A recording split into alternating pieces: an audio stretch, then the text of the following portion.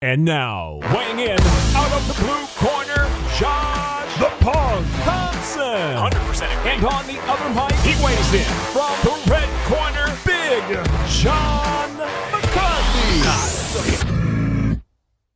Oh, that's right. We are live. Live, I tell you. Oh, that's young Frankenstein. I'm sorry. What's up, my man? How you doing, Josh? John, we have got to be careful what we say today because it's live, baby. It's live. You know, we thought we'd have some fun with this. I think the biggest reason why we started doing lives, you know, we got memberships now available for you guys. We've got the lower tier membership for $1.99. We got the upper tier membership for $4.99. Make sure you guys hit that membership. Go ahead and subscribe to us as well while you're there. Thumbs up, hit the notifications, all those things. But look, we still haven't got a winner, John. No one's guessed the three things that we said. What is the name of the bull? What is the name of the hog? What's that? You made it kind of tough at the end. No, I did not. I didn't think I ever said anything about the one. No, it was the bull, the hog, I mean the pig, and then the dog. And you said the dog, and I was like, oh, I don't know if I've ever said the dog. Oh no, you have. You have. Yeah. Okay. Oh yeah. Oh yeah, you have. So look, he's got a dog, he's got a bull, and we got a bull, and we've got, you know, what do you call him? A hog? We got the pork. You got the pork. You know, that's not his name, by the way, but we'll give you a hint. It's in there. But look, it's been a week and a half now. No one's gotten it. People have gotten two of them. One has gotten the dog. Okay. And one's gotten the hog, obviously the pig, but they haven't got the bull. They haven't got the bull. And then the other one's got the bull and the pig, but they didn't get the dog. And so people are having a hard time with that. But look, I'm just trying to let you guys know, this is the giveaway shirt that we're doing right here. It's the Fan Mio Masvidal. Nice. That's a nice one, man. It's a size large. Okay, so this is the shirt we're giving away. It's a pretty dope shirt, man. I really like it. It's actually nice. It's a nice material as well. So there's that. And then I'm also doing this giveaway right. Right there it is, right there. I'm doing a giveaway. We can do raspberry flavor, whatever flavor you guys request. For LMNT, though, we'll be giving that away as well. So it's a whole packet. I'll give you a whole packet. I believe there's 45 of them in there, I believe. And yeah, you guys can check it out, man. So 1,000 milligrams of sodium, 200 milligrams of potassium, 60 milligrams of magnesium. Great for the hot nights. Still hot here. I know it was raining today. Dave, was it raining where you're at? Because you're in Austin. Guess what? Producer Dave is back. What am I doing? I forgot to let everyone know. Producer Dave is back. Look at who we have. It's Podcast Dave. Podcast Dave is back. This guy. He didn't leave us forever. Come on. Dave, I feel like you got to give people the welcome. No pictures, Kay. Let's keep it to a minimum. No pictures. Guys, screenshot this, baby. You guys got to screenshot it. So we got the original crew back. George is still with us, you guys. Calm down. There's no. No, that's gonna be all the questions. Yeah, that'll be all the questions now, right? I told you guys months ago, look, the guy went and got married, you know, made his life even more difficult than it was, you know, like the rest of us. But as true friends, as guys that care about him, we told him do it. Yeah. Right. Because we love him so much. Like, I want him to be as miserable as we are. Now we got lucky, you know, he married up for sure. That's for sure. He married up. So, you know, but tried, you know. Welcome back, man. The honeymoon, the traveling. Where were you? You were in Scotland. You were in New York. You were in Sweden. You hit some other spaces in between Sweden and Scotland, correct? Norway, Denmark, Italy. Yeah. Got around, you know. Yeah, that's I like to get around. Get around. You're married now, bro. You're stuck. It's like having that one song you got to play a replay for the rest of your life. That's it, bro. When your kids ask you, like my son turned to you. I heard this joke a while back. The dad was sitting with his son. It's like, Dad, what's it like being married? He's like, son, you know, on your iPod, he's like, you got all these songs. He's like, delete all those songs except for one and listen to that song for the rest of your life. That's what it's like to be married. You only got that one song to play for the rest of your life. That pretty much sums it up. It pretty much does sum it up, yeah. So I've been listening to the damn same song for 40 years. Jesus Christ. Okay, Josh. So you talked about you did it fast, right? You just finished it. Just finished a 3-day fast. Yeah. Okay. I just started. I'm day one in. Oh, I'm day one in. Is this your first time doing a water fast? Yeah. First time doing a water fast? Yeah. So you can do a little bit of electrolytes. And then Yep. you can do bone broth. I Oh, do the wait. bone broth at night. What do you mean a little bit of electrolytes? Not every Yo, single water? it's only supposed to be like an 8-ounce thing of electrolytes. Oh, really? Yeah, I mean, I've heard you can go all the way up to 12. I just did an 8-ounce during the middle of the day because I've heard you can do the electrolytes as long as it's one of those that doesn't have any sugar, doesn't have any calories, anything like that. It's just electrolytes. You can drink that all the time. But you can also just drink water too. That's the point of a water fast. So I did. But it's water that you're drinking it with. I would do a half gallon in the morning, and then I'd go for an hour, like a 45-minute long walk. A 45-minute walk, come back, and then I'd have my electrolytes. Wait, are you going sloosh, sloosh, sloosh, sloosh? I don't know what that means. So as your belly's full of a half gallon of water and you walk. Oh no, because you're burning through, you're sweating as you're drinking that water in the morning. You go for that walk. I was waking up at 7:30. By the time I went for my walk, 8:30, it's already 82 degrees. 90 degrees, yeah. Yeah. So when you hit the sun, I just start pouring sweat. If you're a half gallon in, I'm already pouring sweat. So I really just did the water fast because when the kids were on summer vacation, I was actually drinking a little bit more, believe it or not. And so there was just a lot more kids pool parties, kids events parties. Dads are all kind of hanging out by the pool, hanging out. And same thing in our community, we have events for our community where they do like jump houses and water slides and stuff in the community where your HOA pays for some of that pretty much. And so there's a lot of events on the weekends for the kids, like a hula festival and things like that. So there's always a little bit of alcohol going around. But it was good. We had a great time, man. It was a good summer. But now it's time to get back on track. So how to do the water fast? Your day one. So did you start this morning? Yeah, I started this morning. Yep. Filled up last night. Took advantage a little bit. And, So I did. You know what? I think I'm going to try an alcohol fast. Right. I think that would be a whole lot better than a water fast. Well, I was on a schedule working out every morning when the kids were in school, and then the kids got out of school, and it's like gone. It's just so difficult, man. And then in our community where we have just so you remember, I told you. Yeah, yeah. It's not easy, man. It's not easy being a dad, man. No, it is. It is. But it's changed everything. It's been priorities. Fun, it's been fun. Yeah, but no, I did. So what I did was I'll do the walk and then I do the electrolytes, and then obviously another probably half gallon for the next couple hours, and then just kind of do some sporting events, in the evening with the kids, and then after that I'd have bone broth. I do about a 16 ounce of bone broth, and then another I'd say another liter of water after that, and then that kind of filled me up. Okay, until the morning. And so that was good. I'm saving the bone broth for day 2 and 3. So I wanted to get hardcore through the day just on water. Yeah. So first day is the easiest. Exactly. That's why I was like, it should be easy to get through. Yeah. I'm starting to feel it now though, but yeah. Yeah. Woo. First day is the easiest. And then I wouldn't do anything super strenuous. I mean, in terms of the walk, it's like that was kind of my limit because it was a 45-minute walk, and we have a couple little tiny hills. Believe it or not, in Texas, they have little uphills. Little hills? Tiny ones. Like they're not. Nothing I would run sprints on or anything, But anyway, around here enough. So freaking Austin's like California with the mountains. But hey, I just want to make sure we go back over. You guys, make sure you guys hit the subscribe button. Make sure you guys hit those memberships as well. Check us out. We're going to be doing giveaways between now and January. So holiday giveaways. I've got some Nate Diaz Masvidal giveaways as well as some of our sponsorship stuff with LMNT. I'm trying to put together a package right now with BetUS also, what we can do for a giveaway with them. And John and I are doing not a fantasy. We're doing a Pick'em 5. And at the end of the NFL season with BetUS, with our Pick'em 5, we're going to have a winner as well. So we're trying to structure on how we're going to get through that first. But, this first weekend, though, John, do you even have who you picked? Yeah, my phone, I think. Okay. Do you have your phone with you, John? Of course. He's like, no, I don't have it with me. I do. Hold on. I got to find it down because then it's like, okay, which one did I put it to? Oh, no, I know. Put it to Josh, but did I put it to which Josh? I got so many Joshes on here as far as. None of them are like me. None of them. Hold on. None of them. Hold on. Because I did write you out. I know I wrote out things and then yes, you did. But I didn't write out the football one. I just did the video, right? No. You sent me I thought you wrote out the football. Yeah, one. Okay. I got it. Got what I did. Okay, who did you do? I had Green Bay getting +3 against Philadelphia. Okay. I took the Steelers with a +3 against Atlanta. That one's going to be tough. But the Steelers actually got a good chance of winning that one.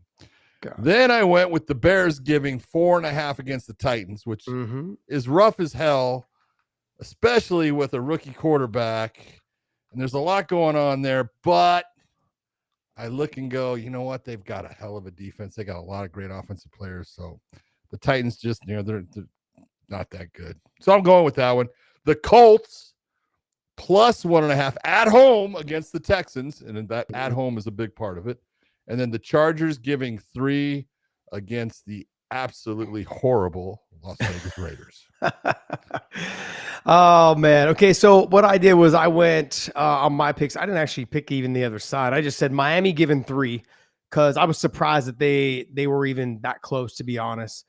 Miami's going to probably blow them out. I don't know who they're Miami's playing. got problems with their offensive line. Yeah, they got problems. But guess what? They got so many weapons, though. I know they got Hill, they got Waddle. It's about the offensive line, dude. It's about the Hogs. It's about the big boys. They got guys. You haven't figured this out, Josh.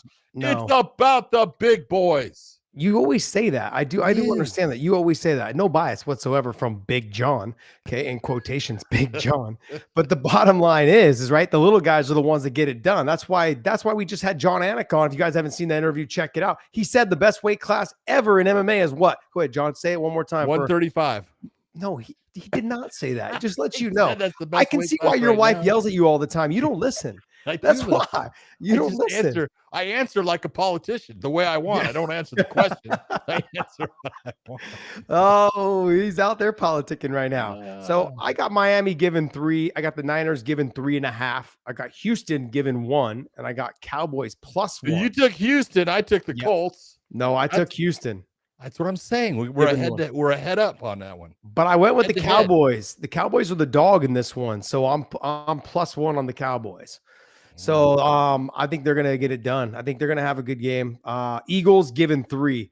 I'm looking at these and just so we're clear, the odds are subject to change based on we're talking about it right now. We are live. Those were the odds when we made these picks, a little bit ago.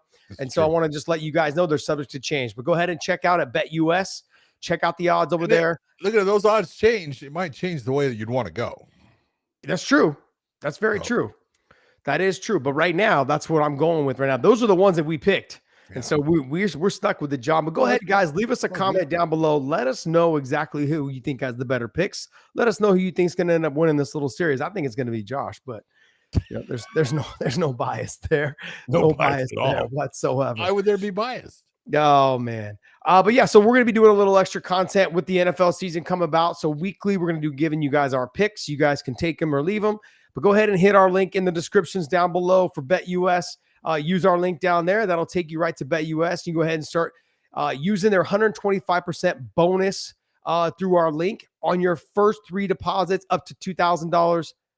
That's what we're doing for you guys, man. 125% bonus on your first 3 deposits through BetUS with our link down below in the descriptions. All right, guys. You know what, John? You want to talk Bellator first, or you want to talk UFC first? Well, let's see. It don't matter. What we normally do, and I think everyone that's listening to us right now, we normally do. Go ahead, Dave. He looks like he's got something to say. He's back. I'm just gonna say I built a schedule, so I'm gonna stick to my schedule. Let's go to the schedule. What schedule did you build? Let's Bellator or UFC? Let's start with the main event. It's on my thumbnail as well, so I can't do that. All right, so we're going UFC. People, okay? Oh, geez.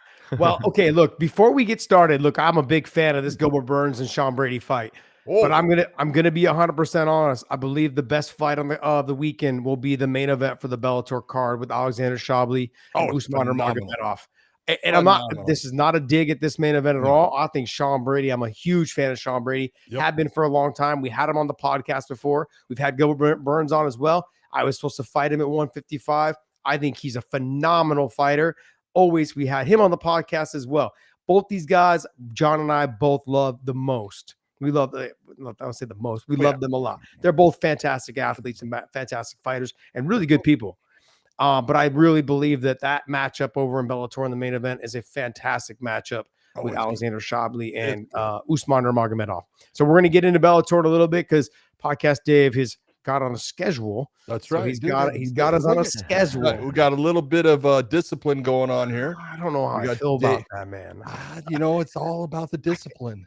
Is that what they tell it? It is all about the discipline. I gotta I gotta ask a question. This has nothing to do with fighting. Go ahead. It will lead to a fight. It did for me, but I know about you and your vehicle thing, but I gotta ask Dave. Dave, Yes. you have 2 young boys. Correct. What are your vehicles? What does your wife drive? Your memory is good, John. Your memory is good. It's been like 4 months. I thought you'd have forgotten all that by now. Come on, man. We drive a Subaru Ascent, Mhm. and then we have an electric car, an electric sedan. And how's that car? An And how's that electric car? sedan. What kind? It's Polestar, which is by Volvo. Okay. And talk to us, Goose. Tell us exactly how that experience is going. Not good. That thing, Okay. man, the tech, they just try so hard with the tech in these things, and then they overpromise all this, like solid tech. That thing, in the first like few months I had it, one day I came out to go out, and it like didn't open. The car wouldn't open. I was like, what the heck? So then like I tried, all the different things, brought the key out, blah blah blah. It's supposed to work with your phone as well, right? I usually just use it with my phone. And I called them, and they're like, oh, and then they walked me through, 30 minutes, man. I'm like trying to get out to go somewhere. And they're like, oh yeah, it sounds like something's like just not working. And so they No have to, shit. So they have Something's to just not working. That's what they said. That was their yeah. great was analysis. their a response. malfunction of something. So they had to someone come out and haul it, and they couldn't even get it in neutral because it was you couldn't even unlock the door. So they couldn't get it in neutral. So they had to drag it out of the driveway. I'm like, my tires, dude. I just got the damn thing. They got away and they realized it was like a malfunction with some motherboard or something like that, and so they had to replace it. And like a week or 2 later, got it back, and and it's just been like ongoing things where my phone like doesn't work as the key. So like it runs on Android, so I don't know if it's just iPhone that it's like has issues with, but sometimes I'll walk up and I got my groceries and it won't unlock unless I go and open the app. So then I gotta like put my groceries down and take my phone out. And then the other thing is sometimes it just will not start the car with my phone. So then I gotta like close the app, restart the app, take my phone outside the car, get back in the car, stuff like that. And so like I'm sitting in a parking lot sometimes. I'm like, I'm doing all this stuff and I'm looking like a weirdo, and people probably like looking at me like you kind of look like a weirdo. Yeah, you know. But it's that whole more money, more problems. I mean, that's the problem. You make so much money now. It's like you have all this high-end tech stuff. Who would have thought? You're the tech guy for our podcast, but you can't even open your own damn car. Can't even open your own goddamn car. We expect you to be the producer of our show. What the hell? We're taking applications for the guy who can open the car. I was asking the question, and I'll bring up. I got all these things to talk about. You sent me off in one, man. I was great. I was angry. It was great, but my son, my oldest son, his wife, he tried to get her like a minivan, because I don't know if have you ever been in the newer minivans? Oh, Siennas are so nice. I mean, they got everything. They got every bell and whistle, and they're actually fairly cheap compared to. Oh yeah, especially when you're talking about the SUVs like you drive. That's why I didn't ask you, because I know what Pollyanne's driving, right? And I know it's okay, but and he's sitting there saying, he goes, I can't get her to buy the minivan because she drives a big Yukon. My wife at one point when she was pregnant with my second kid, she says, I really think we should get a minivan. I said, I'll go buy one, right? So I go out and buy one. She gets in it. She almost hurls due to the new car smell, right? And then won't drive it. So she takes over my truck, and I'm driving a goddamn minivan, right? But I will admit, dude, that when you got the automatic door openers and they go, right, and they go back, you don't have to worry about the kids slamming other. It's actually the greatest family vehicle you can have, even though you're a dork. Okay, I don't look at it that way. They're pretty awesome. The only thing is, like with the Honda Odyssey, they didn't have the kid sensor thing, so like if the fingers got stuck, it'd still shut. Oh, okay. So I think they fixed it. That was probably about 3 or 4 years ago. They didn't have that. Now Sienna, they've had that from the get. Was the sensor thing. But the biggest thing is if you have like with my Jeep's a little bit higher, so getting stuff up into the back of the is difficult with whether we don't do strollers anymore. Thank goodness. But see, that's got doors and stuff, because your kids can throw the door open and then You can't No, do I'm it with talking, those I'm talking about minivans. getting groceries in the back tailgate area, like Yeah, in but the I'm back. saying, yeah, I mean that's a SUV. Yeah, you know what I've noticed? You guys do. I don't know if you guys do this. I look for the minivans in parking lots to park next to Absolutely. because I know that they will not damage my door normally. But see, what I do also look for is I look for minivans when I'm driving because that's exactly what I don't drive behind. If there's a minivan in one lane and a car, I go to the other. I stay John, away from these. the only road rage thing I've ever had was with a minivan. It was a Really? mother. Yeah, she got mad at me because I was driving on Highway 82 going down towards Portland, Oregon from Idaho. And because I passed her so fast that she decided with kids in the car to get behind me and chase me down and flash at me and flip me off and all these things. And then I got pulled over up in the, like, probably another, I don't know, 5 or 6 miles up because she called the cops. But Oh little my did God, I I love know it. the cops who she called, it's because it was her husband. Her husband's a cop. So she thought, I'm going to use my authority here to show this kid. I think I was like 19 or 20 at the time. Okay. I'm like, what a Karen. Yeah. What a Karen. She was a Karen before the Karen was cool. See, but now my other thing is when you're talking like with Dave about his car and all that technology. It's too much. I've had technology recently not bite me in the ass, but it sure is biting my dog in the ass. Oh, what happened? Have you heard of the Halo dog collars? No, I have a shock collar from my lab. Yeah, it's a shock collar, but it's not done by GPS because Halo is done by you set up this imaginary fence. Okay, yeah, I've heard of and those. then it'll beep the dog. It'll start to, give a sound, and then it'll give a shaking of the collar saying you don't want to go that way. So the dog turns around and comes back the other way. And if it goes past that point, it shocks the shit out of it, right? And it's actually working because I had to finally do it for my dog because my dog has absolutely obliterated some of my guinea fowl birds and stuff and everything. They make this damn sound like it's a dog toy. A guinea hen eats ticks and stuff, so they're great to have around. You think I started out with 30, Josh. I'm down to 3. I got 3 of them suckers. Because your dog ate them? It's not only my dog, it's foxes and raccoons, but these guinea hens sound like a little squeaky dog toy. So it starts running, making that sound, and he's like, "We're on!" And he's jumping on him, and he kills them. So I had to get this Halo thing. So I set it up. It's working great. And then all of a sudden, he's right by me at my house, which is the center of this giant fenced area. And I hear this thing going off, and I hear the shaking of it. And all of a sudden he's going, "What?" Right? He's getting shocked. I'm like, what the hell's with this thing? It's just shocking the shit out of him, and he's not doing anything wrong. Bubba giving him the business is what he's doing. There you go. He's just giving him the business. He's just getting torched. This thing, I had to take it off of him, man. I'm like, goddamn technology. It works for a little bit, and then your tires, you can't even get in the car, and they're dragging your tires down your driveway. Like, it's funny with our lab. My wife was like, "Oh man, it's not like, no, I don't want to go through the shock collar thing." Literally, like for like probably 30 to 40 minutes, I was training him on the shock collar.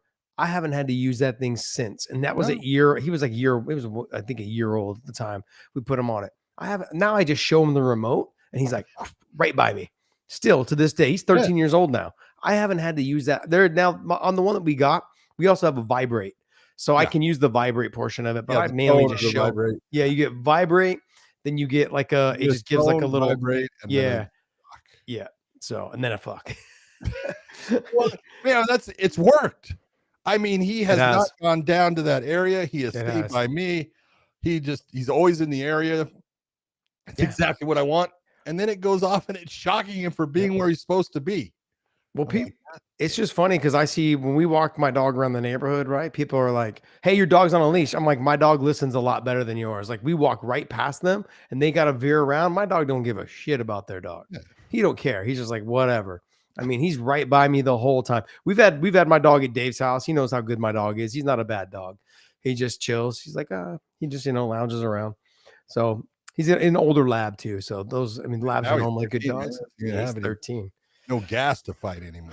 He's still got a lot of energy, believe it or not. He's got some pump. All right, look, let's jump into these fights. Dave's like, man, you guys been rambling on long enough. Let's talk about the fights. Wrecking the schedule. That's what I'm doing. He's got this. We blew the schedule already up. It was supposed to be 20 minutes ago. We were talking. As long as we're in order, you guys can go off, segue, whatever you want.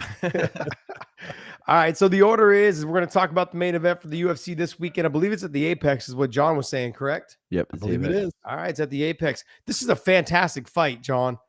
Great fight. Now I don't know about the rest of the card. The rest of the card is a little sus, but that's because they have a very expensive fight next week. The week after that's struggling right now in the box office. Hold on. Did you see what the tickets were in the beginning? Yeah, they were like $5-6 grand for the nosebleeds. Yeah. No, they were like $3 grand for the nosebleeds. $3 grand for the worst seat. It's a one-time life experience. Come on, I can watch it on TV for Come on, John. Come on. But look, this fight. I feel like very evenly matched. There's obviously the only discrepancy I see between the two is the age. Okay. That's a huge deal. Obviously it is. Discrepancy, isn't there? I would say, would you say that Gilbert's the faster fighter, even though he's the older fighter? No. So they're equally the same speed, or you say Brady's the faster guy? If anything, I honestly think they're about equal. Mm-hmm. But yeah, they're equal. I'm not going to say that Brady's the faster fighter, but he might be. I also look at it. Gilbert Burns got the bigger accolades in the grappling world, but I'm going to say this though too, is that Sean Brady is a dog on the ground. He's fantastic in jiu-jitsu. He's not just that, but he's got some wrestling. He's got the heavy pressure, physically strong. And I don't know what it is about these Philadelphia boys, man. These Pennsylvania boys, they got this back. It's just barrel chested and wide backs and just wings on traps and wings. And I never had that. So I'm a little jealous when I see these guys. You got Eddie Alvarez, you got him. I mean, like, these guys are just, I think it's something they have in the water over there. And I think Pfeiffer. Yeah. It's crazy. And it's funny because did you hear the interview with Pfeiffer? Is it Pfeiffer? Pfeiffer. He basically said, he's like, man, Brady is just an adult, like an animal on the ground, just dominates us on the ground inside the gym, constantly putting pressure. And I believe it. 100% I believe it. Let's be honest. Who's, if you're going to name the top grapplers in the world, Craig Jones is definitely one of them. Mm-hmm. He's unbelievable. Now, I'm not saying that, Sean Brady wasn't stalling it. I think he was. I watched the match and everything. But Craig Jones, I have watched manipulate and move people into sweeps of all calibers of grapplers and MMA fighters. He wasn't able to move Sean Brady at all. And that thing ended up with Brady winning it based upon an advantage. But, I mean, if he can go with Craig Jones, he can go with anybody. Yeah. No, I agree. 100%. I think Gilbert is a fantastic fighter. This would be a huge win if he was able to get this win. It's going to be a tough task. I think on the feet, same thing early we talk about all the time. Father Time's undefeated. What's that? Yeah, Father Time's undefeated, man. When you're 30, Gilbert's 38 years old now, and I love Gilbert Burns, and I think he is a phenomenal fighter. But 38 is right at that point where, it's hard to get better, and everyone else is getting better while you're trying to maintain and get back to where you once were at. So you're at the peak of where you can be, but to get better, man, it's incredibly hard at that age to get better. And Sean Brady is at that age. He's getting better all the time. I mean, are we looking at the sample size is just not enough yet? Because look, I'm looking at BetUS odds. Gilbert Burns is a plus 150 and Sean Brady is a minus 180. Is it just not a big enough sample size against top level competition? They're not giving Brady the big enough nod? It's not that. I think they're also giving Gilbert the respect that he deserves. Absolutely. And he has fought everybody. You take a look, there was the BetUS thing came up, that picture stuff, and Senator, as soon as I looked, I said, "Oh, that's Gilbert Burns." Right? Yeah, because Gilbert Burns has fought everyone. He's guys like Chimaev. When no one wanted to fight Chimaev, who was the guy that said, "I'll fight him"? Yeah, Gilbert Burns, right? I mean, the guy is just a stud, and he's great on the ground. His stand up, he's got fast hands. He does, and he's got power. And he's just tough. He'll take shots to give shots. He's not that guy that will. He doesn't cower away when, you get a great stand-up fighter who's blasting him. He'll finally just bite down and start throwing back, and you look and you go, just a tough sumbitch. No, I agree. I think with him, the downfall, not the downfall, but the problem he's going to have in this fight is that the fight goes longer, is that he's going to tend to slow down being 38 years old. Right. That's where the issue's going to lie. And I've been there, and I'm speaking from experience, and every fighter that's around that. Look, we've seen it with John Jones. John Jones has slowed down as he's gotten older. He's not even 38 years old yet, I don't believe. Oh, not, right? 36, 37, somewhere in there. Yeah, but we've seen him slow down. And he's probably the best fighter that's ever stepped foot in the cage. But that's the bottom line is you get older, your pace tends to slow down. What you can do inside that cage tends to slow down. And we've seen a little bit from Gilbert, even though he's fought all these guys. Okay. He has a tendency now, especially as he gets a little bit older, to slow down. Whereas I think Sean Brady right now is really starting to feel himself. He understands, like, he had a bad night, I believe, against Bilal Mohanad, right? That's his loss. His one loss was against Bilal. That was his first loss. That's his first loss. But look, he is someone that even before, I think it was not before that fight, but another fight before that, I was giving him a hard time about his cardio. I said something. He literally, like, he sent me a message going, "Hey man, my cardio is good." I was like, "Hey, I was just giving you what I saw." And in his last fight, he looked phenomenal against Vicente Luque. Yeah. He looked great in the cardio. He looked great in the feet. He looked fantastic everywhere. This is going to be another one of those fights where he's got to be cautious and careful in the first 2 rounds in terms of Gilbert's ability to land shots with his speed. Even though he's getting older, he still is really fast twitch muscles with the boxing. He just tends to slow down as the fight carries on, and as the round carries on, I should say. He's good for every round, I think, in the first 1.5 to 2 minutes, and then it starts to slow down a little bit. Sean's just got to be very cautious and careful in those first 2 minutes, and then start trying to set the pace, start trying to take over and dominate, and then control that top position. I think he's got the grappling, Sean Brady does, to control the top position and do some work. Let me just bring you back, though. He was supposed to fight Vicente Luque. That was canceled. Who did he fight? Kelvin Gastelum. That's right. I don't know why I get the two of them mixed up. I was talking about earlier today. Yeah, but Kelvin Gastelum is someone who's known for his condition, his cardio. He missed the weight by what? How much? He missed weight, and then it was also he got caught in the Kimura, which just goes to show you exactly where, Sean Brady's at. How many people have you watched with Kelvin Gastelum that are good grapplers? He's fought a bunch of good grapplers, great strikers, great grapplers.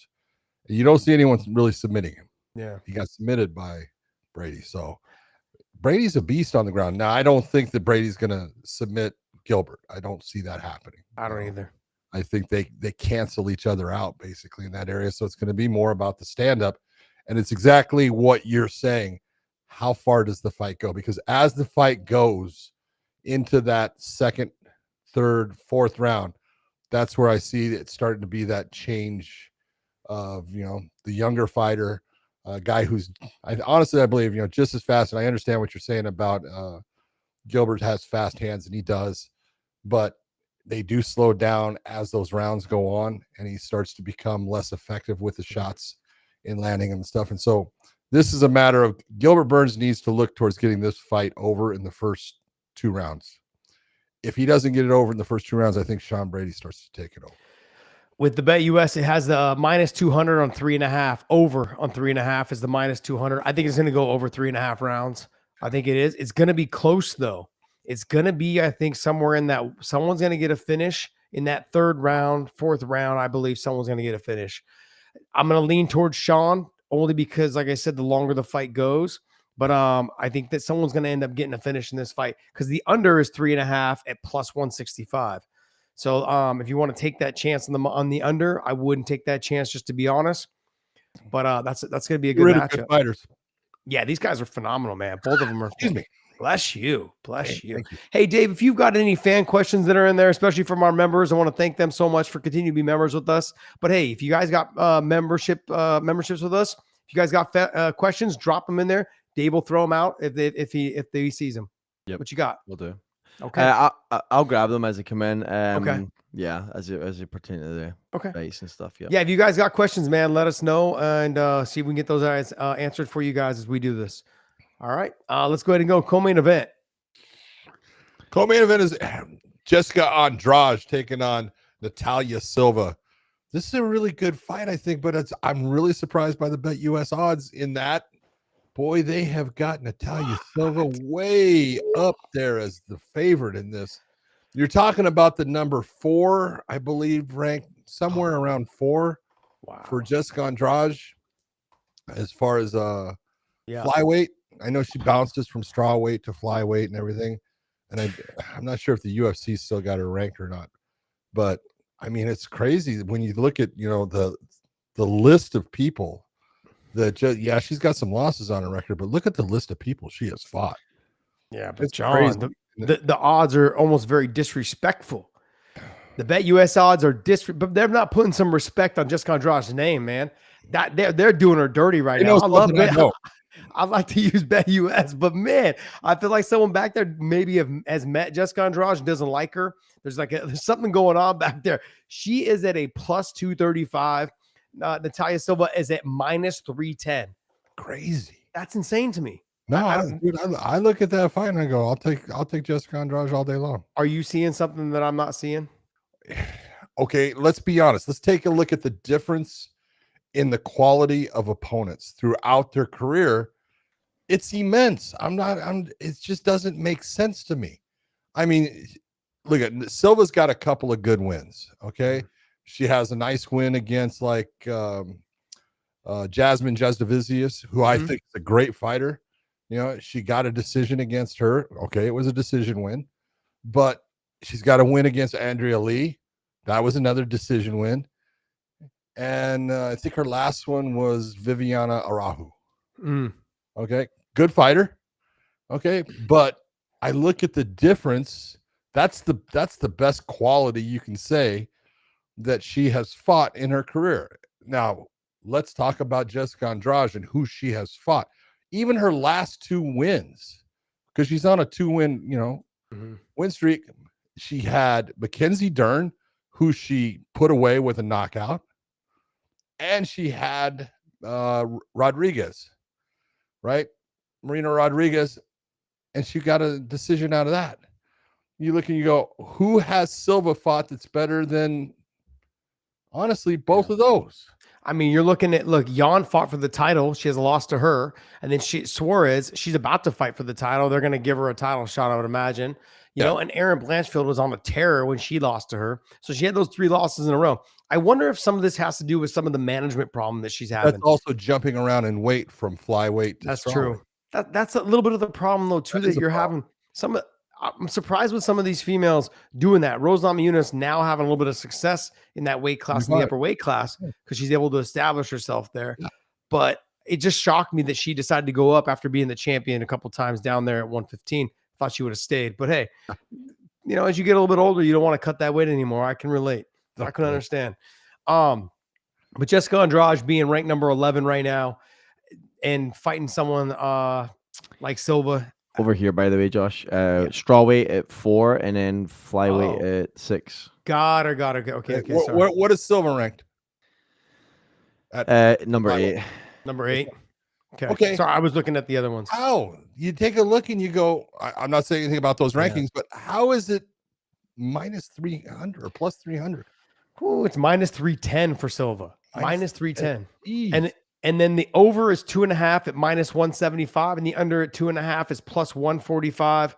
I mean, Jessica could catch her and knock her out. I don't see. I don't know. I mean, I'm obviously going to go with the over on it, but this is one of those fights, man. If I'm going to take somebody as the dog, I'm taking Jessica Andrade. Oh, yeah. I'm taking that as the dog. I'll throw $100 down. I might even go 200 because, I mean, you're going to cash out. Yeah, I believe you're going to cash out on it. It may be a tougher fight. I don't see what the betting odds are seeing. I don't see that. Like I said, they know something I don't, because I'm looking at a fighter who's on a 2-fight win streak against 2 quality opponents. Yes, she had the 3-fight losing streak and stuff, but she also had how many win streaks before that? It just doesn't make sense to me, but we'll see. Hey. All right, well, next fight. Hey. Kyle Nelson and Steve Garcia. This is a really good fight. I have been loving what I've been seeing out of Steve Garcia. You and I both have really watched him and said, man, this kid can fight. Oh. He is good.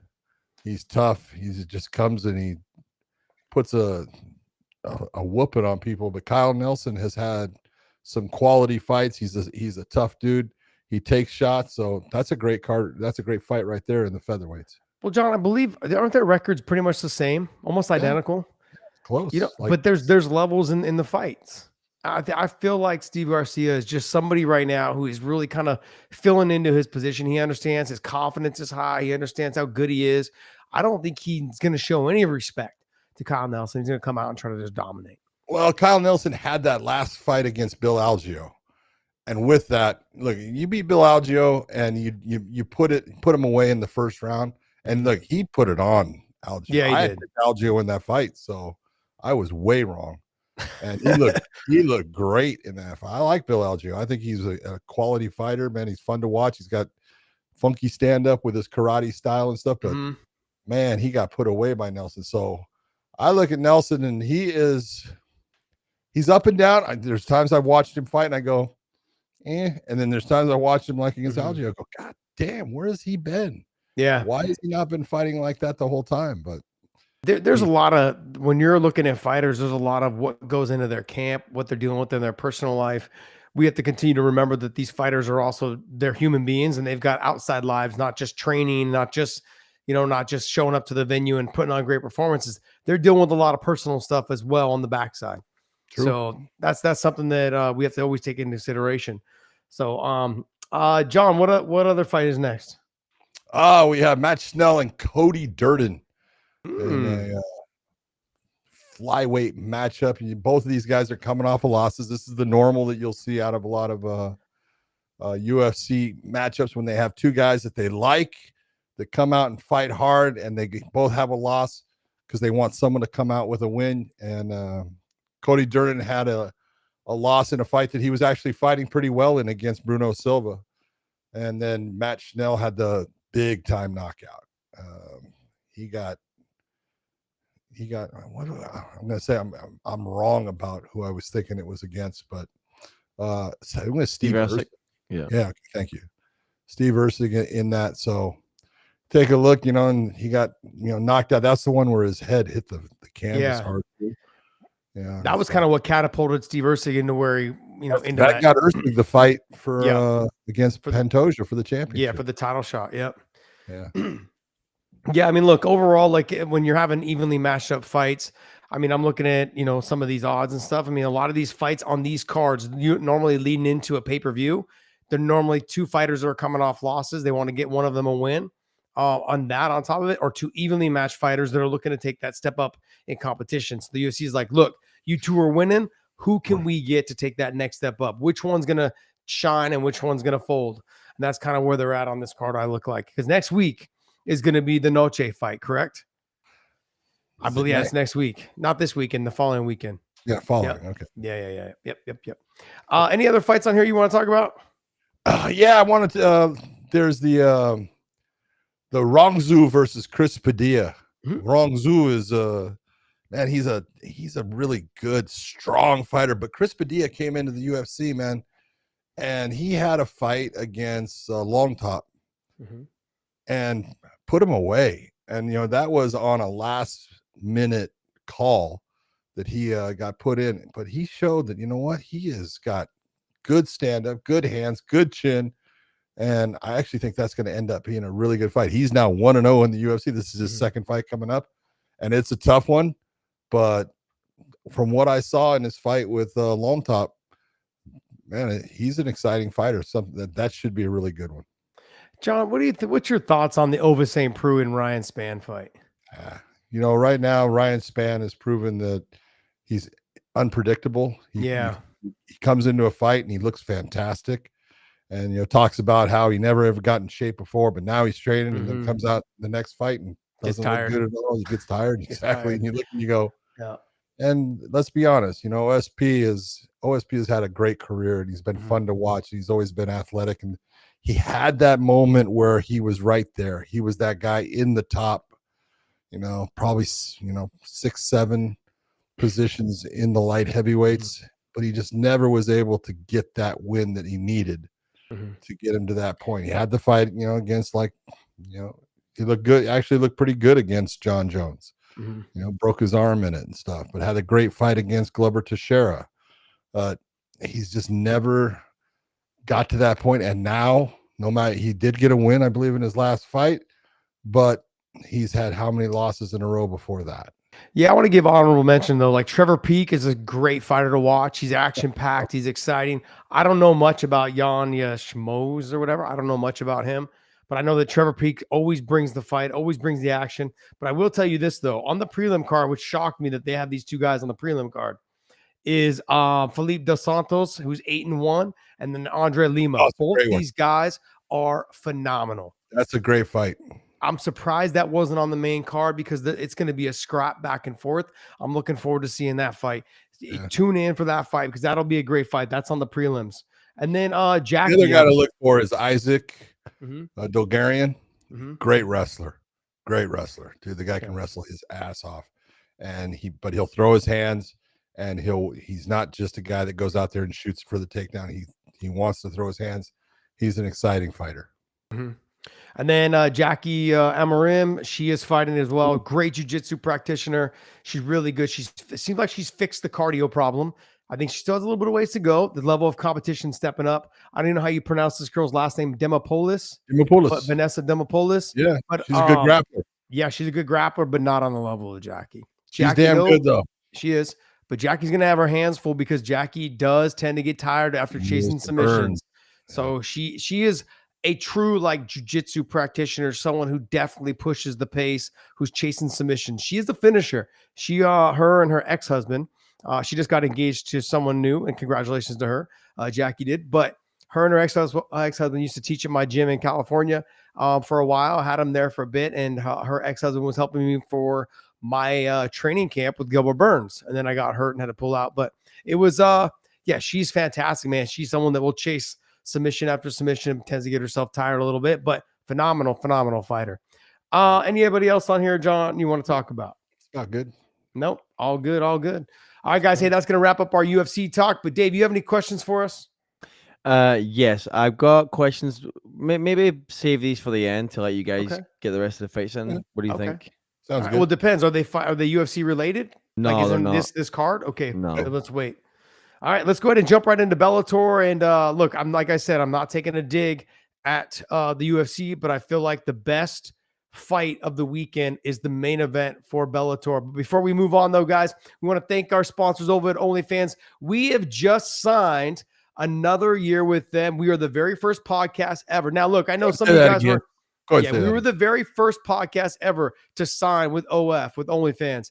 And look, and since we have signed, look at all the athletes that have joined with them over there. Look, Demetrius Johnson, Chris Cyborg, Luke Rockhold, AJ McKee, Brent Primus, Nick Diaz just signed with them as well. They are now starting to bring in, look, there's surfers that are with them now. There is Formula One racers that are with them now. You've got soccer players with them as well. We have kind of opened the door for them to start talking about combat sports. I want to remind people they sponsor the PFL, they sponsor bare knuckle boxing, they sponsor karate combat. They are constantly working with everybody in the combat sports industry. So let's go ahead and give them, I don't know if you guys want to support us over there, that would be great. You guys can subscribe to us over there. It is free to subscribe to us over there. We are not charging for that yet, I would say. I wouldn't say yet. What we're doing is we're going to provide some extra content that we will have probably like a block on for you guys. If you guys want to pay, I'm going to be doing some techniques that were definitely something that I would use in some fights, kind of go over some fight breakdowns probably over there. But we're going to work on some new content for you guys in that platform and on that surface area over there at OnlyFans. So make sure you guys follow us over there. I know we had about 700 or 800 subscribers over there. It's been about 3 or 4 months since we've been over there. We were trying to get this new deal worked out. Deal got worked out. We are back fully with them now. And like I said, Demetrius Johnson, he's been doing some stuff over there. I love watching his content. He's a stud. He just competed in the Master Worlds Jiu-Jitsu. OnlyFans on the back. Like I said, yeah, I mean, he's just a good person, man. I love him. God. I'm looking forward. I've been trying to get him on the show. I just haven't been able to get a hold of him. I got to get a hold of Matt Hume and see if I can get his number that way.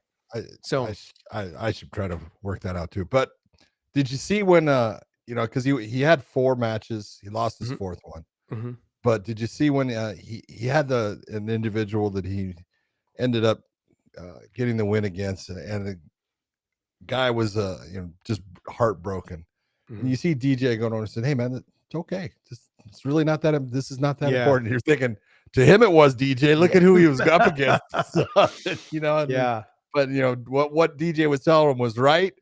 But when you're matched against someone like DJ, that's a moment that, man, if you can get that win, that's you got something to talk about forever.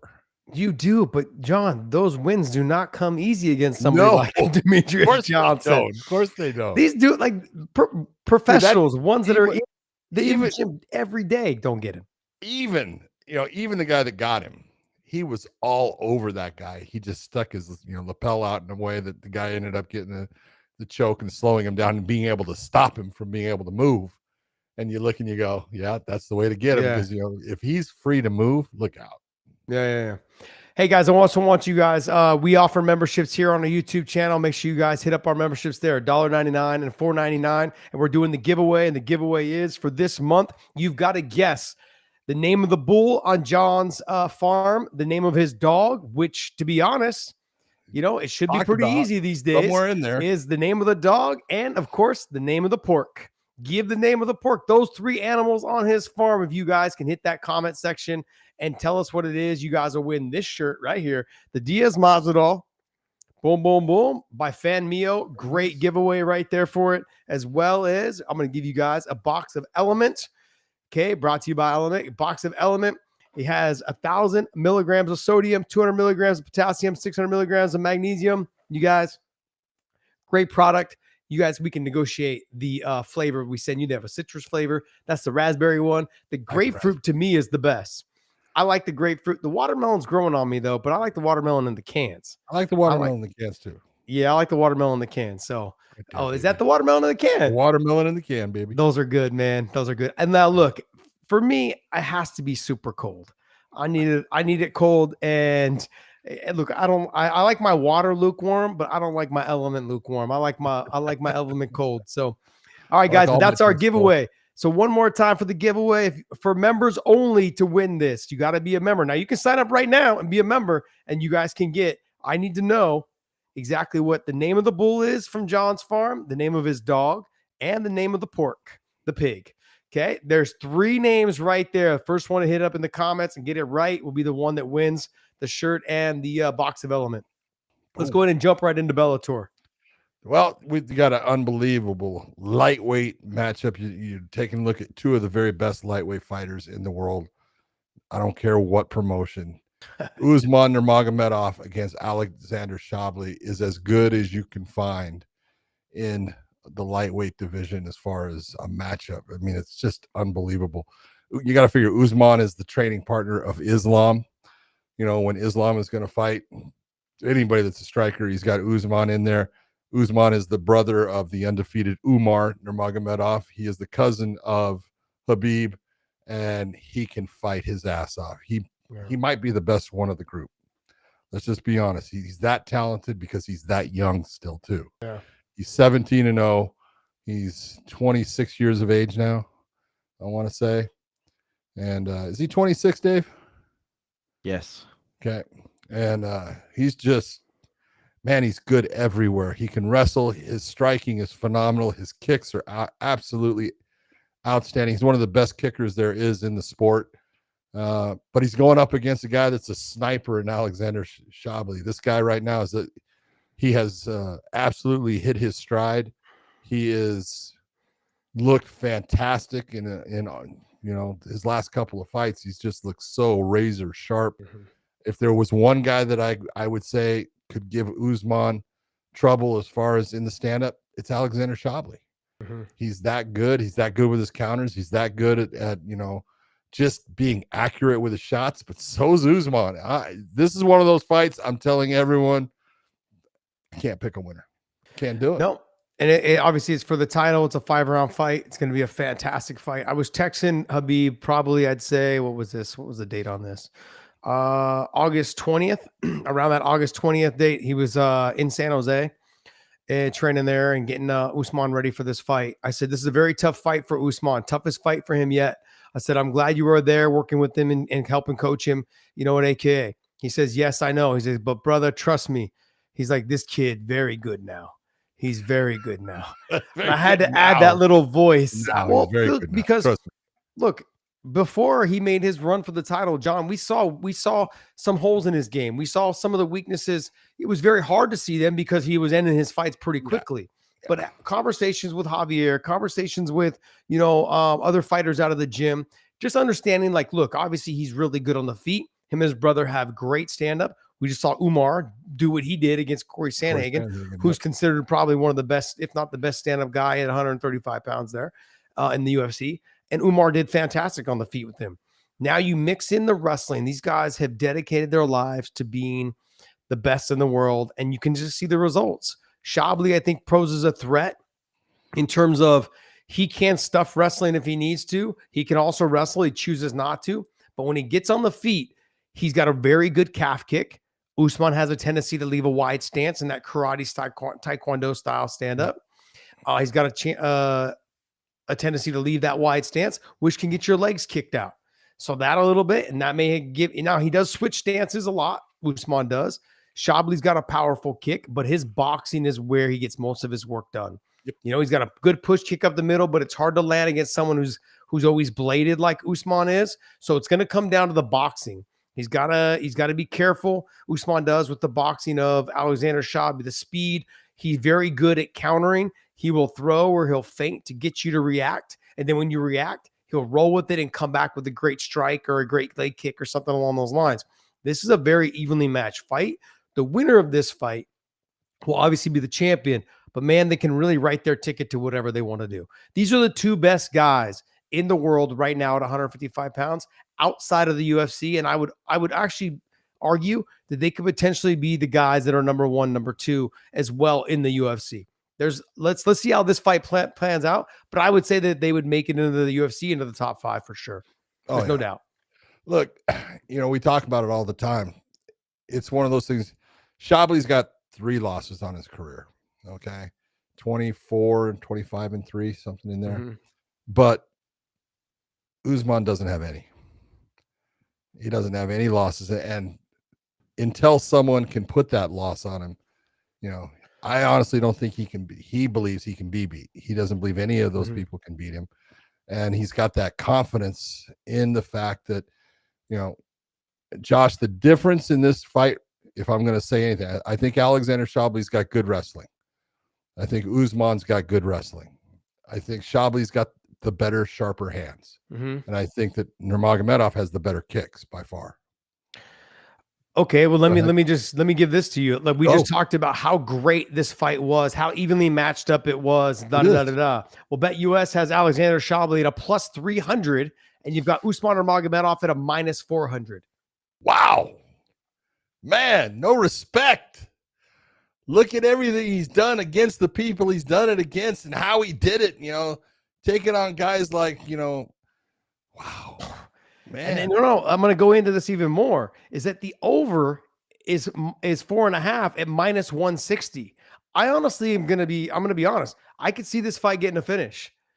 I can see somebody getting clipped and going down, whether it's with the head kick. Like, look, Usman was able to finish Benson Henderson. I know he dropped him with the head kick, with a little question mark kick, then jumped on the back and got the finish that way. Yeah. But both of these guys, his grappling has come so far. Not just his wrestling, but his jiu-jitsu and his grappling has come so far. And Shabli, training with guys like Dustin Poirier, training with guys like Mike Brown, and that whole American Top Team, man, he's good. They're good everywhere. Josh, take a look. You know, Brent Primus is in the PFL's finals, and then he deserves it. He's done he just looked great, you know, fighting tough people. Alexander Shabli knocked him out in the second round. Mm. And I mean, knocked him out, and just he made the fight actually look easy, the way that he was going about it. You take a look. Then he knocked out Tofik Mosaev, who's a hell of a striker. Yes, you know, he lives on his striking. It was a kick to the body that broke his ribs, that made him to where he couldn't continue on in the fight. So you could take a look and say, man, both guys should have confidence going into this. both guys are just, there's just little differences between the two that you can look and say, I believe this fighter has the advantage or the strength here compared to this one, but it's so close. But I can't believe what you just said were the odds. Yeah, it's throwing me off, man. Plus Minus 300, minus 400, minus 400, and plus 300 for Alexander Shabley. The over is minus 160 at 4.5, and the under is plus 130. They've been talking to Habib.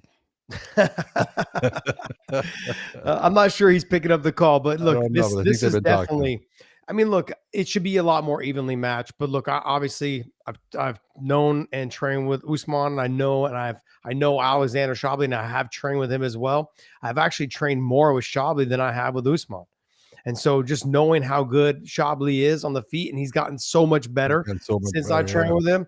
You know, Usman, also just seeing his sparring, seeing his ability to grapple, his exchanges with top level guys in AKA, and watching his sparring sessions.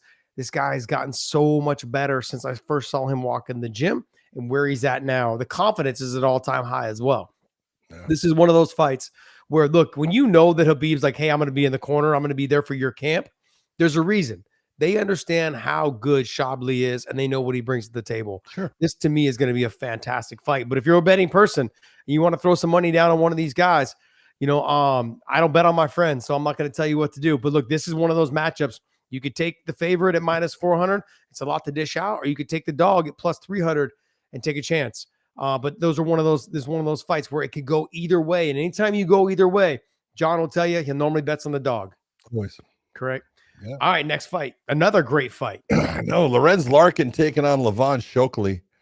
Man, this is a good matchup. You know, obviously we've seen Lorenz forever, and he's still fast. You know, it's amazing how he's, you know, maintained the ability to be fast. You know, he's getting older. I'm just going to be honest about it. He's 38 years of age now, but he is still so fast for, you know, he's one of those guys. He just has not lost that speed. He's got power. He throws beautiful elbows, but he's got his work cut out for him in this, because he's got very good wrestling defense. Shokely's got good offense, but he's also got good stand-up, and he's not afraid to be in the stand-up with Lorenz, which makes it tougher for Lorenz as far as, you know, he doesn't know if Shokely's going to be looking for the takedown, or is he going to be going. This is very similar to his fights with Koreshkov, in that, you know, Koreshkov used his wrestling to get the win against, you know, Lorenz. When, you know, in the second fight, in the first fight, it was Lorenz's, you know, striking that ended up, you know, making it difficult for Koreshkov and his ability to stop some of the takedowns. But I look at this is an even fight. I don't know what Bet US has it at, but it's an even fight. Well, I'll tell you what Bet US has it at. It has Levon Shokely at even money. At over 2.5 is minus 120, and you got Lorenz Larkin at minus 130. It's basically it's a pick 'em fight. You know, it's an even fight. And I'm a huge fan of Lorenz Larkin, but right now Levon Shokely seems like he's building. He's finding his stride. He's building up to where he needs to be. Yeah. He understands how good he is. What he does is he takes away people's strengths. Now it's going to be difficult for him to get Lorenz Larkin down, but I look for Levon Shokely to probably get the takedown, try to control that top position. But he can stand with Lorenz. He doesn't want to do it too much early in the fight, but as the fight goes on, he can stand with him. He had one of the nastiest knockouts I've ever seen. Levon Shokely did against Sabah Hamasi. That last one, that was nasty. And then also Lorenz had one of the nastiest knockouts I've seen with that elbow against Berkimov. I mean, just those were two of the nastiest knockouts I've seen. That elbow was clean and just slept him, and he was face down. He laid flat, didn't flinch at all. And so, but that was just got a win against Ray Cooper III in the PFL. So he's no slouch. No slouch at all. Levon Shokely, though, I'm going to give a little bit of the edge to on this fight. But look, it's really a pick 'em fight, even fight. It's the over 2.5 is minus 220. I think this fight's going to get some rounds out of it. It is going to get some rounds. Both of them are good, but I also think Shokely's going to try to wrestle a little bit, because he will try to slow him down, Larkin down. Yep. Next fight. Douglas Lima, former welterweight champion, two-time welterweight champion, taking on Aaron Jeffrey, but this is at 185, where Douglas Lima has gone up, which I think is actually a good thing for Douglas as far as not having that drastic weight cut because he's a big individual. We talk about all the time how big of a frame he has comparatively.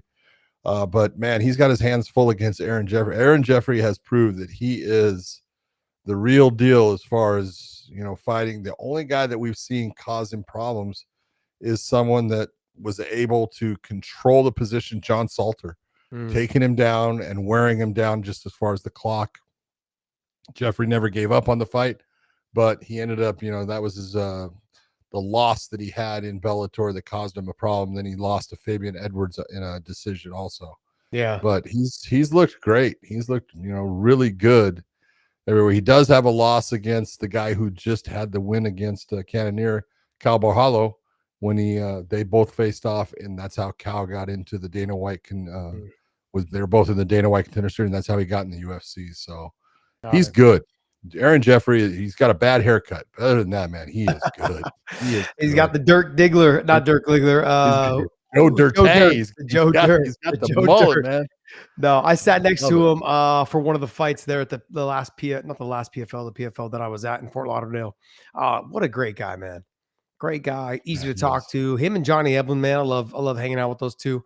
They're just good people, and but man, he's on point. He's like, look, he believes that he can beat Douglas Lima everywhere. He's like, I've been working a lot on just retracting the leg, making sure I'm not getting calf kicked to death.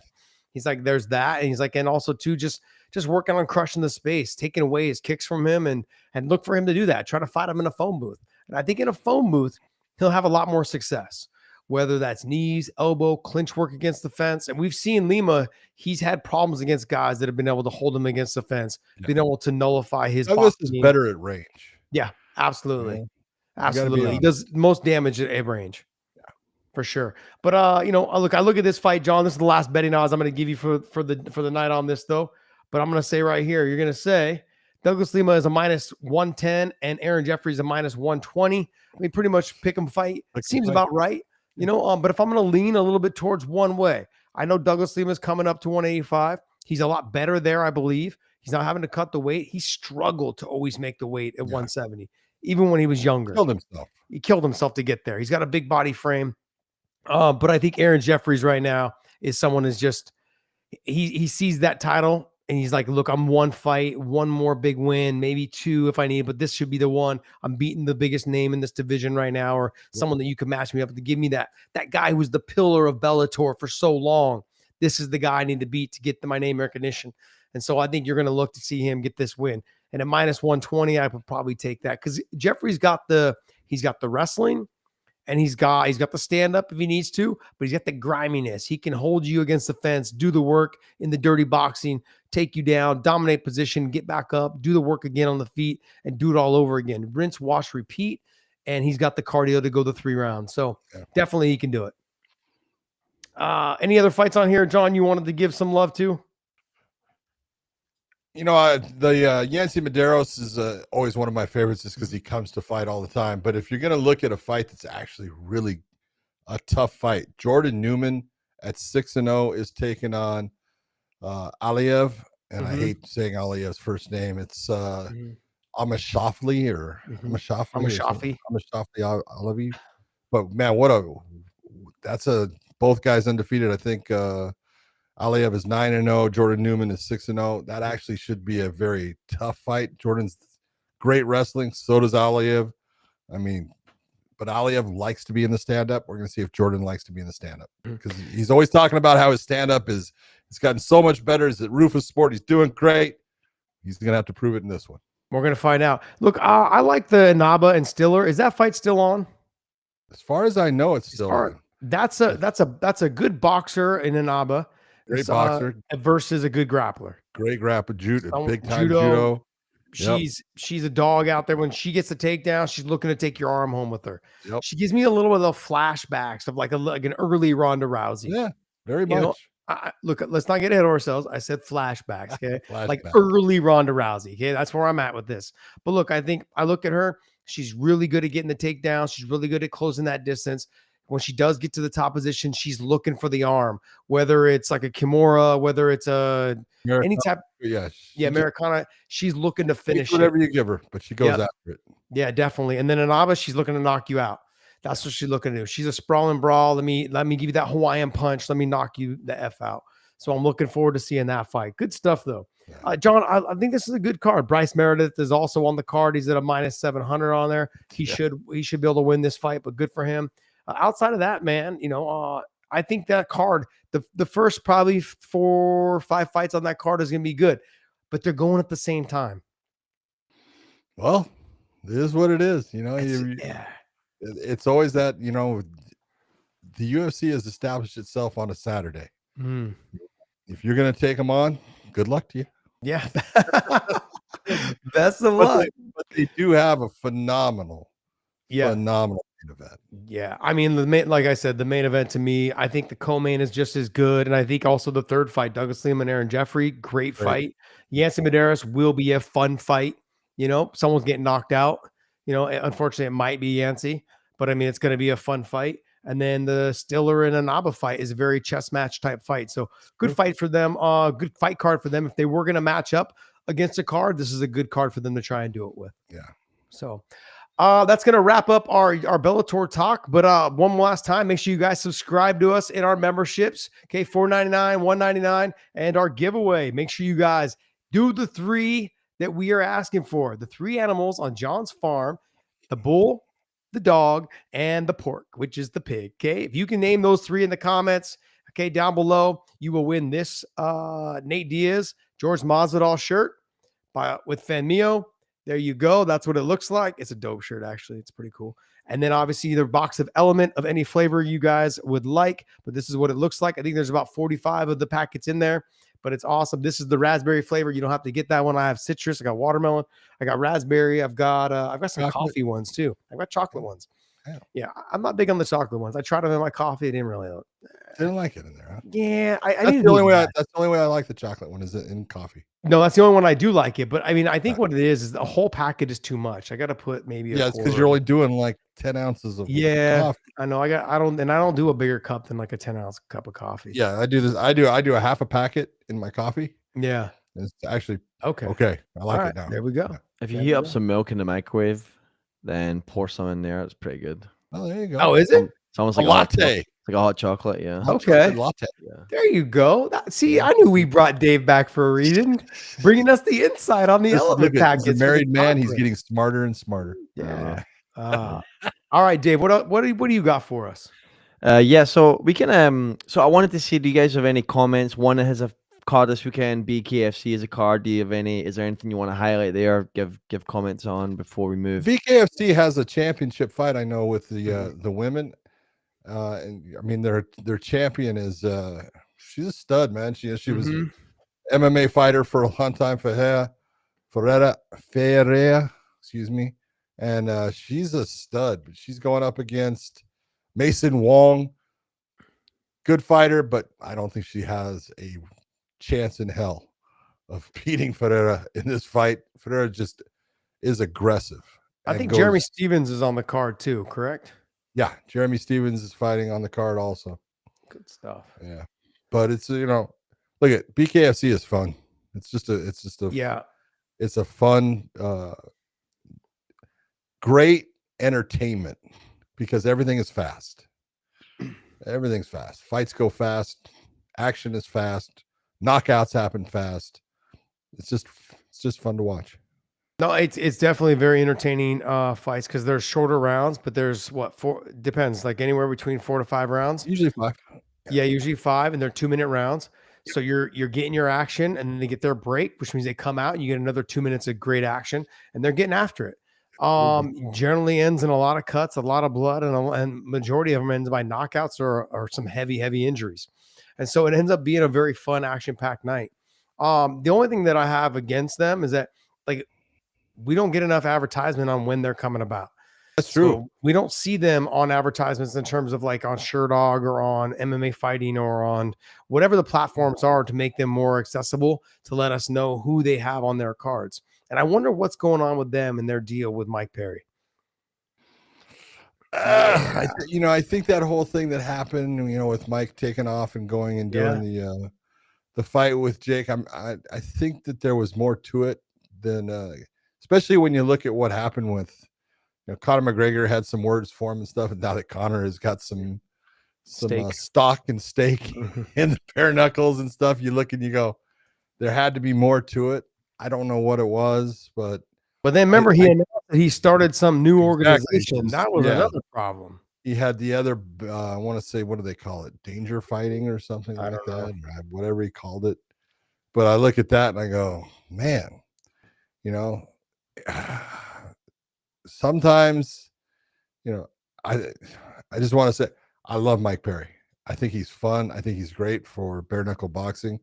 And I understand why, his manager is the one that started that danger fighting or whatever it is. So I understand why, they're putting him, in that position, or saying, oh, you can be the star of this and we'll give you stake or whatever. I understand why he's doing it. But damn, sometimes you got to be loyal to the people who brung in. And bare knuckle boxing kind of brought him. Now he did it himself, but they gave him the platform. And so I don't know. That's a tough situation, John. I mean, it is. Yeah. I don't know. Hey, when you're a man, you make your own choices. This is true. And you gotta, you make the bed, you lay in it, and that's you dealt yourself your own cards. What do you got for us there, Dave? It's a fun thing of doing a live show. Mr. 509 said, just to me in the comments right now, there was a fight that happened tonight on Dana White's Contender Series, and a girl that was plus 900 just won by a knockout, and you should show Josh and Big John the highlight on ESPN YouTube channel. I'm going to just play it for you on a screen share right here. Okay. Do it. Let's take a look at this. Which one is the one that gets the knockout? Well, now won't we? Yeah. Let's get it played. How do we play this guy? He's got jokes today, huh? All 80 years old of him. He's got jokes. Dad Not jokes. quite 80. Grandpa jokes. Give me a second while I get it. I don't know why it's not playing, but I gotta. It's childproof. It's like Dave's car. It's not working. You got to do it from your phone, buddy. You got to do it from your phone. No. I don't know why it wouldn't. I'll reload it, but okay. So while we're waiting, give us a question. While we're waiting, funky features. If you were ever to try out bare knuckle, Josh, is there any opponent that would interest you or get you excited? Yes. Yeah, it would just be Nate Diaz. That'd be it. That'd be the only fight that I'm really interested in at all. If it was to happen, it'd only be Nate. And there's no disrespect to Nate. There's something there. I know that. Look, I'm not so opposed to a Gilbert Melendez one either, but fighting somebody a little bit more my age, maybe a little bit younger, which both of them are, is more up my alley. I'm not trying to fight these guys that are, 36, 30, even 36s to me that's 10 years. That's a big difference. That's 10 years. That's a big difference. And so, but yeah, somewhere in that, but let's be honest, guys, that if it was to happen, I would need a full 6 months to get myself and my body back into it and wanting to do it. It would take a full 3 months for my body to get back in shape to do it, and take me a full 3-month camp to do it. So it's a lot that goes into it. Now, granted, it is bare knuckle. And so you're really just focusing on the techniques of bare knuckle, and you're just focusing on just boxing, one aspect of the actual real fight game. You'll focus on the clinch work and the boxing aspect of it, but there's no wrestling, there's no jiu-jitsu, I don't have to worry about that portion. So it would make it a little bit easier, but getting my body back into fight shape, the ability to take shots, give shots, that type of stuff, it takes time. It takes time, not to mention to get my fat ass back in shape too. So that's the other part, a lot more running. You're going on 4-minute walks. Yeah. John can't walk 10 minutes without losing his temper. Dude, I can walk 45 minutes. Yeah. That's about it. That's it. So I think Mr. 509's point was that this chick was plus 500, by the way. So I just want to throw that 500 or 900? Plus 900, yeah. 900. Plus 900. All right. I think I've got it. So I'm gonna Let's just go. jump to it right now because I don't want to. There we go. Let's just wait for it to replay right now. It's all over. Okay. Here we go. Here's the knockout. Oh. What'd she hit with, the left hook? Yeah. Right hook, it looked like. She's definitely out. The overhand right? It happened so fast. Can you zoom it in a little bit? Oh, yeah. It looked like she grabbed the leg and then threw the overhand right. Damn. And was that like the first exchange in the fight? There's no. Man. There's Does it no. say what weight that's at? And 113 of the first round. There you go. Oh, 113 in the first round. 113. Jeez. Well, hey, Dana's saying a plus 1,000, but and this is why when we say this is Wow. why you fight the fight. Yeah, absolutely. Look, now these things happen a lot more so in the lower level fights. Oh yeah. When you get to the upper fights, it can still happen, but it's so rare. But man, we're talking about odds, constantly talking about odds. But look, this is why, like John was saying, and Dave was, this is why you fight the fight. Everyone's like, oh man, this guy, he doesn't have a chance. No, they always have a chance. Yep. They always have a chance. How many times have we seen fighters, and I can't name one right off the top of my head, but how many times have we seen fighters, John, where they're getting their ass kicked for the full 3 rounds or whatever, and come back and win in the last like 2 minutes of the fight? Now it's it's more common to happen in the lower level fights or the beginning of the lower parts of the card of the UFC card, or the very opening fight of, say, the There's a pay-per-view. reason. There's more mistakes in there. There is more Which mistakes. gives an opportunity. I mean, unless your name is Chael Sonnen Anderson Silva. Okay, but yeah. Giving Uncle Chael a little backlash there, buddy. But that's but it doesn't fight game. That is the fight game, but that is a perfect scenario where you can take a look and say, yeah, Anderson was the champion.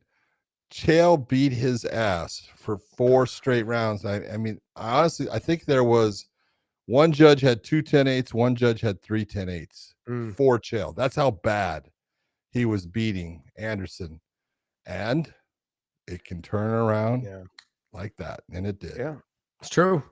It's true. I mean, it's crazy to think that, and that's why we fight the fight. Just there's so many times, and I give you guys an example from my own personal experience. I beat Hermes Franca for the first 2 rounds. In the beginning of the 3rd round, he dropped me and beat the shit out of me for 2.5 minutes. Like, he hit me, dropped me face down, ass up. My face hit the canvas and woke me up, and I was able to fight my way back to getting my ass kicked some more for the next 2 minutes. But I was able to survive. But I mean, that's why you fight the fight. I mean, it was a very one-sided fight up until that moment. And he put my lights out for a split second, and luckily the ground woke me up. John, there was something I want to talk to you about. UFC 306, which is the next week's card, correct? The Noche. Yeah, the Noche. I mean, ticket prices are plummeting right now. I think they started off at like 2,500 or 2,000 for the nosebleeds. 3,000 or something, the nosebleeds. Yeah. And now, they're dropping quite a bit. Yeah. I mean, I don't know on how they go about doing this what about people that paid full price and now people are getting seats the same? Doesn't matter. You decided to buy it. It's like buying a car. Wow. Right? Yeah, but I haven't driven it off the lot yet, though, Yeah, John. but as soon as you do, guess what? It's yours. No, but I haven't driven that ticket. I haven't walked into that arena. Oh, no. As soon as you paid for the ticket, you bought that car. That sucks, man. That sucks. This is one of those ones that I think the UFC, looked and said they're going to have just this plethora of people wanting to be part of this show because it's so unique, and they're pumping it, and they're building it up as, hey, this is a once in a lifetime thing. And I'm sure it is. And I know every official that's going to be working it is saying, man, I can't wait to be there. I can't wait to see what they're going to do. So, but they're getting in free. So, but I think there's only so much that you can ask for. Yeah. When it comes to, especially the cheaper seats. Yeah. And when you go to say that the cheapest seat at one point was $3,000, man, that's taken the average fight fan, the average, working person that wants to go and be part of it. It just takes them out of the equation. So, no. Hey, Dave, do me a favor. Can you pull up that video I put up in the news section? Sabah Homasi. Yeah, I'll get it right now. Yeah. Oofed. Yeah, exactly. Oofed is definitely the business right there. I'm sending it up right now. Here it comes. Here it is, you guys get. He got a staph infection. Yeah. Yep. Just want to be careful playing that on YouTube, by the way. Oh, because it'll get us blocked. Demonetize something. So I'll leave. I played the part that I played, and the finger goes in it. They're pulling packing out of it. They're restocking. Basically, what he is trying to say, Sabah Homasi, is, hey, you guys, if you guys are going to train, don't go home and lay around until you take a shower. First thing you do is take a shower and use your antibacterial soap. it doesn't cost that much more. It's like an extra $1.50, $2. Nothing. It's And nothing. buy the liquid soap. Do not buy the bar soap. Buy the liquid soap. I don't care if the bar soap is antibacterial. Buy yourselves some liquid soap. Yeah, because you're not And touching it with anything dirty, so yeah, the bacteria is sitting on the soap. yep, exactly. So I mean, there's a lot to be said. And the last thing I want to kind of leave you guys with is that, John, there was this little portion here that was brought up by Aljamain Sterling, basically saying that Avalev was using steroids. Man, how many times have I said, if you don't have facts, shut up? Man, When it comes to that, yes. Josh, when you make an allegation against someone saying, Yeah. oh, well, I heard from somebody that he uses steroids. There's a reason why you can't have that kind of testimony in court, because it's crap. It means nothing. Yeah. You look and you go, look, Aljamain, I have nothing but respect for as a fighter. I think he's phenomenal, but you cannot sit there and not have proof of someone doing something and put that kind of thing out there into the world. Like, well, I'm saying he does, because no matter what, there's no way to prove that he doesn't. Mm-hmm. How do you prove you don't? Just taking the test that he's passing all the time. Okay. That's as much proof as he can do. And that still doesn't get the stain off of someone saying, well, I heard he does. I'm going to put myself in the Aljamain Sterling category. John, you and I have sat around. I remember this early when you and I first started working together. We were sitting around at a Bellator event and we were having conversations. And I was like, yeah, that guy, man, for sure he's on something. And you said, don't do that. And I was like, don't do what? I'm like, look at him. He's like, doesn't matter. He's never tested positive. There's never been results. There's never been any buzz about him. I'm like, take a look at the way he was when he came into the sport and take a look at him now. Doesn't mean anything. He's never tested positive. Commissions never popped him. USADA's never popped him. I'm like, yeah, I guess it does, because I would be pissed off if someone did that to me. Well, I've had people. I had a ton of people do that to me after the Nate Diaz fight. I can sit there and say, take a look at your physique.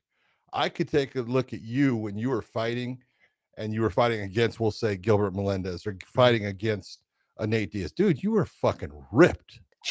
You hear that, Dave? Man. Don't be jealous, Dave. I'm not going to sit here and say, anytime you got someone that has serratus, which is, the muscles around the ribs going down into your ass. That's right. Look, that's right. That's and I can name a lot of people that I know had taken steroids that had dad bods. Okay. So no one ever fucking blamed them for having, and taking something, but it's the look. And it's like, hey, if you have that information and it's factual, great. So when someone does test positive, yeah, look at that. You lying son of a bitch. You were juiced to the no, please. That was Tony Ferguson fight. I was 38, 37 years old right there. That's why I know at 38 years old, look at you. No, we were already in the USADA era. More fucking pinholes in your ass. We were already in the USADA era there. Look at that, man. You are fucking jacked. You look at the bicep right there. Bro, I look like that. There's only one way to get that. I look like that my whole career. But always. I just got cottage cheese on my ribs. But this is my point: is you could take a look at you and go, I could sit there and say it. Yeah. But it's like, it's just bullshit to just say if you don't have fact. And fact is basically when someone tests, and they get put on suspension, go ahead. Yeah. You have the information. But until such time that you have that information, don't do that. Is there a way that I can get my like how many times I was tested? Because when I was in Strike Force, man, they tested me all the damn time. You know why? Because I was good looking. No, they hated on me. You fucking had a body that looked like you took it.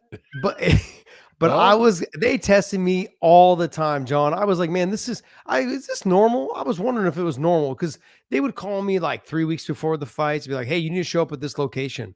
Yeah. And I was like, all right, whatever, but I was like, are they doing this to everyone else? No, see that, but you got to figure also, you were fighting in California almost extensively. All my fight, and when you look at you're a licensed athlete year to year with them, yeah, you're going to get tested quite often. Well, the guy they had before Andy Foster, he didn't like me either. So that dude was always testing me. George Dodd? Who? George Dodd. Was that his name? Yeah. Yeah, that guy. I thought it was it George? Yeah, there was before him was Armando Garcia. Armando was the guy from when he freaking hated me. He didn't like me. When I wore the Frank Glamrock is my bitch shirt, he fined me like $8,000 or $10,000 or something like that. Well, it's, you know what? All I can say is this. It's always good to have people that are assholes that don't like you. Nah, he was, Right? I don't know. I don't know him personally, but he didn't like me. I know that. I Yeah. do know him. He didn't like me at all. He didn't like me at all. But man, yeah, I was getting tested all the time with him. So, and then it was random too. And then I remember when the UFC bought, like Michael Johnson and I were supposed to fight, and they called me up the night before and they're like, hey, you got a test. And so then, and then the fight got canceled after I tested in the morning.